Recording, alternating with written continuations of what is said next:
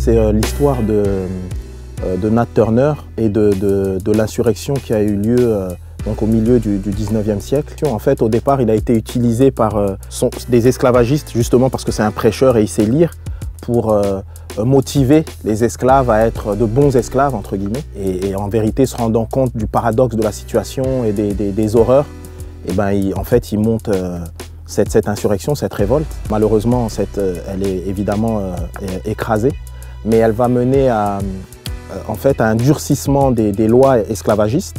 Mais ce durcissement, justement, va mener à la guerre de sécession et puis l'émancipation. Donc ça fait partie du processus un peu de libération également.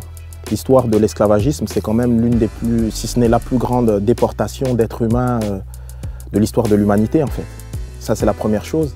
Et la deuxième chose, c'est que, et c'est là où le film est pertinent et intéressant, c'est que les thématiques développées dans ce film font directement écho avec ce qu'on peut vivre nous aujourd'hui. Finalement, si on regarde à travers les âges, à travers l'histoire, ce qui est le plus facile à instrumentaliser ou ce que tout le monde utilise à un moment, c'est la religion. C'est-à-dire que autant, si on prend le film Birth of the Nation, autant pour justifier l'injustifiable, finalement, l'esclavagisme, et autant pour donner les moyens ou justifier l'insurrection. Parce qu'il faut quand même partir du postulat suivant. Dans le film, et on parle d'une société esclavagiste. C'est-à-dire que d'entrée, le verre est dans le fruit, c'est-à-dire tout est biaisé. C'est-à-dire l'horreur va entraîner l'horreur, l'injustice va entraîner l'injustice.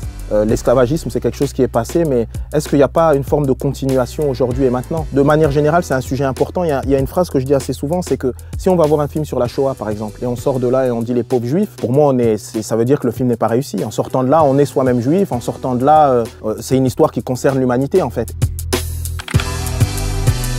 Le fait que le film sorte, justement, ce moment de passation entre Trump et Obama, c'est ironique, oui et non, c'est ironique comme notre époque. C'est-à-dire, on parle de Trump, on peut parler de la problématique des migrants, les pensées qui se radicalisent ici et là en Europe. Et je pense que d'une certaine manière, ce film, c'est aussi la BO de l'époque. S'il y a une forme d'esclavagisme, bien sûr, au niveau en termes allégoriques ou métaphoriques, vraiment oui, c'est la peur.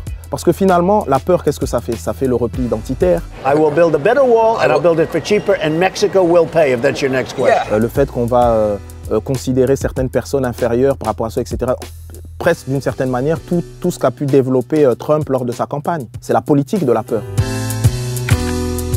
Quand on voit par exemple notre rapport à la peur et comment cette peur est utilisée pour nous faire penser d'une certaine manière ou agir d'une certaine manière, cette instrumentalisation-là, c'est aussi une forme d'esclavage. Moi, je ne dirais pas que j'ai peur, je dirais que je suis inquiet. Pour moi, la peur, c'est l'obscurité et les ténèbres absolues.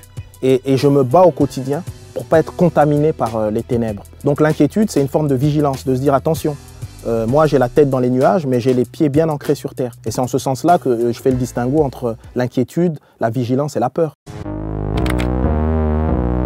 Ben, moi, rapport aux élections, c'est un peu le sentiment que je peux avoir pour le monde. C'est-à-dire je suis inquiet. Je suis inquiet et en même temps, je suis moi un éternel optimiste. À partir du moment où on se dit bon, les choses peuvent changer, on peut participer à ce changement, ça nous met en mouvement. Mais après, on a affaire à des femmes et des hommes politiques qui ont leur agenda, leur manière de voir les choses, etc. etc. Autant la radicalisation ou l'instrumentalisation de la religion en rapport à l'islam, etc. et qui engendre et entraîne le terrorisme, autant des pensées extrêmes à la Marine Le Pen, à la Front National, à l'extrême droite en Europe, c'est des choses qui font peur. On les met où, tous ces réfugiés? Eh bien, on les renvoie chez eux. Certaines politiques qui vont surfer sur la vague de l'extrémisme, etc., pour récolter des voix, etc. C'est dangereux, tout ça, ça fait peur.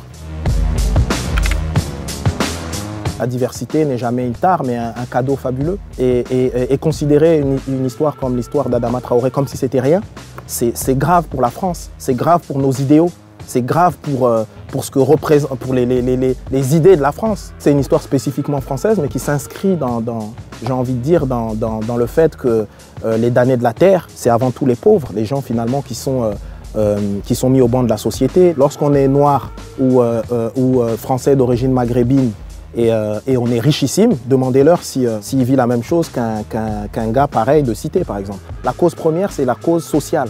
Et il ne faut pas se tromper.